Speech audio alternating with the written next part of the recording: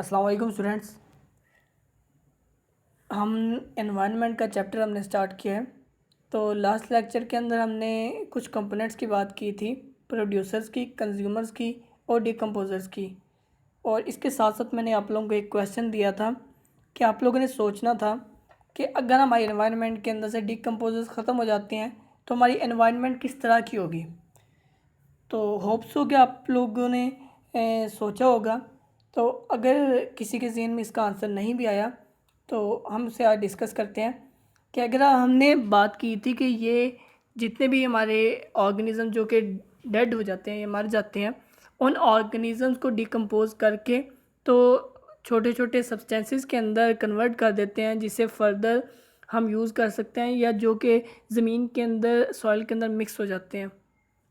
तो अगर हमारे यही डिकम्पोजर्स ख़त्म हो जाएं तो इसका आप लोग सोचें कि इस तरीके से हो सकता है कि जब डिकम्पोजर्स इस ख़त्म हो गए तो अगर हम ज़मीन के अंदर बरी भी कर देते हैं ऑर्गेनिज़म्स को तो वो किसी काम के नहीं होंगे, कि वहाँ पे एज इट इज़ वो वहीं पे पड़े रहेंगे। तो हमारी एनवायरनमेंट के अंदर डेड ऑर्गेनिज़म्स को कहीं भी रखने की जगह नहीं होगी। हमारे ऑर्गेनिज़म्स के अंदर, क्योंकि पॉपुलेशन तो बर्थ तो वो ज़्यादा हो रही है, तो उसके साथ साथ क्या होगा कि जब कोई ऑर्गेनिज्म मर जाएगा तो हमारे पास जगह ख़त्म हो जाएगी कि हमने जो है यहाँ पे नए ऑर्गेनिज्म जो हैं या ऑर्गेनिज्म वो उनकी रहने की जगह ख़त्म हो जाएगी।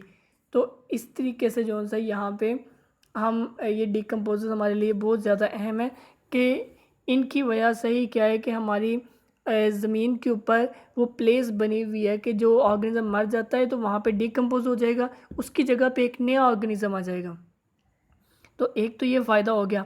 अब दूसरा क्या है कि जब ऑर्गेनिज़म्स डिकम्पोज ही नहीं होंगे तो उनके अंदर से न्यूट्रिएंट्स भी नहीं निकलेंगे, तो हमारी सॉइल की फर्टिलिटी जो सी है, ज़रख़ेज़ी है, वो कम हो जाती है। कि हमें फिर अभी ज़रख़ेज़ी हमारी कैसी है कि हमें फर्टिलाइज़र्स ऐड करने पड़ रहे हैं। तो अगर हमारे सॉइल के अंदर वो ऑर्गेनिज़म्स ही जो हैं वो डिकम्पोज होना बंद हो जाएँ तो हमारे जंगलात जो से इतने फैले हुए हैं, वो जंगलात को जो है वो न्यूट्रिएंट्स नहीं मिलेंगे। तो ये और हमारी लाइफ जो है वो इस तरीके से पॉसिबल नहीं है। तो हम आज का लेक्चर स्टार्ट करते हैं। तो इस लेक्चर के अंदर हम देखेंगे कि किस तरीके से ऑर्गेनिज्म जो हैं वो दूसरे ऑर्गेनिज्म पे डिपेंड कर रहे हैं। हमने पहले लेक्चर के अंदर डिस्कस किया था कि जितने भी ऑर्गेनिज्म थे वो दूसरे से इंटरेक्ट करते हैं, और इस इंटरेक्शन की वजह से क्या है कि वो डिपेंड कर रहे हैं कि उनके लिए ज़रूरी है कि दूसरा ऑर्गेनिज्म हो। फॉर एग्ज़ाम्पल, अगर लाइन है वो दूसरे एनिमल्स पे फीड कर रहा है, तो अगर वो एनिमल्स ही ख़त्म हो जाएंगे तो लाइन क्या खाएगा। इसी तरीके से अगर आप देखते हो कि आप लोग ऑक्सीजन ले रहे हो प्लांट से, तो अगर प्लांट्स ही ख़त्म हो जाएंगे तो आप ऑक्सीजन कहाँ से लोगे। इस तरीके से जितने भी ऑर्गेनिजम्स हैं वो एक दूसरे पे डिपेंड करते हैं। तो ये जो इनकी डिपेंडेंस है, इसकी वजह से ये एक दूसरे से इंटरेक्ट करते हैं। तो इसी इंटरेक्शन को हम देखते हैं। अब ऑर्गेनिज़म है वो दूसरे ऑर्गेनिज़म से मुख्तलिफ तरीक़ों में जो सा वो इंटरेक्ट कर रहा है। फॉर एग्ज़ाम्पल, फूड के लिए करेगा, शेल्टर के लिए करेगा, प्रोटेक्शन के लिए करेगा, कार्बन डाइऑक्साइड के लिए करेगा, पोलिनेशन के लिए करेगा। अब सबसे पहली बात है कि फ़ूड के लिए। अब फूड क्या है कि आप लोगों को तो ज़ाहिर बात है, ये पता चल रहा है कि एक ऑर्गेनिज़म जो है वो डायरेक्टली या इनडायरेक्टली ग्रीन प्लांट्स पे फीड कर रहा है। तो हाँ, या तो वो जो है ये फूड के लिए है, या एक ऑर्गेनिज़म है वो दूसरे ऑर्गेनिज़म पे फीड कर रहा है तो ये भी फूड के लिए है। तो इसलिए क्योंकि फ़ूड हमारी लाइफ का एक बहुत ज़्यादा जो है अहम चीज़ है कि अगर हम फूड ही नहीं ले रहे तो हमारी बॉडी के अंदर वो ना एनर्जी रहेगी, ना हम अपनी जैसे डेली लाइफ के अंदर कुछ कर सकते हैं। तो ये सब फूड के लिए कर रहे हैं।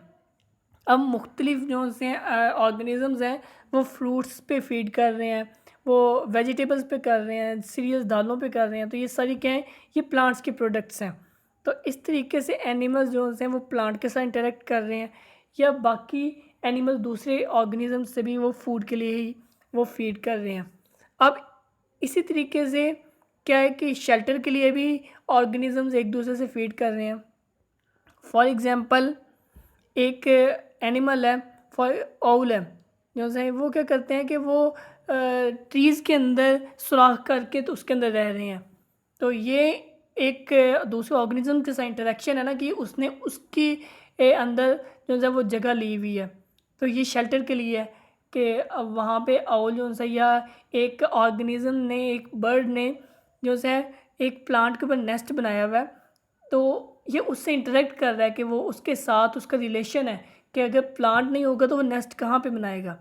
तो इस तरीके से जो है वो शेल्टर के लिए या रहने के लिए, हमारे जो शेल्टर हम कहते हैं कि हमारे ऊपर जो छत है उसके लिए, कि एक घर के लिए, तो एक रहने के लिए भी ये प्लांट्स यूज़ कर रहे हैं। अब इसी तरीके से कुछ इंसेक्ट्स हैं, जैसे एंट्स हो गई, ग्रास होपर हो गए, मॉथ्स हो गए, बीटल्स हो गए, ये भी ट्रीज़ के अंदर रहते हैं या ट्रीज़ के ऊपर वो रह रहे हैं और उस पर फीड कर रहे हैं। अब प्लांट्स क्या कर रहे हैं कि इसको जो है वो एक तो शेड भी दे रहे हैं कि रहने की जगह भी दे रहे हैं, और दूसरा हमारी जो इसकी सराउंडिंग है उसको भी कूल रख रहे हैं क्योंकि वो छाँव की वजह से। तो इस तरीके से ये जो है वो शेल्टर ले रहे हैं। अब इसी तरीके से प्रोटेक्शन के लिए है, अब कुछ ऑर्गेनिज़म्स हैं वो क्या कर रहे हैं कि वो दूसरे ऑर्गेनिज्म के साथ रहते हैं ताकि उनकी प्रोटेक्शन हो सके मुख्तलिफ एनिमीज़ से।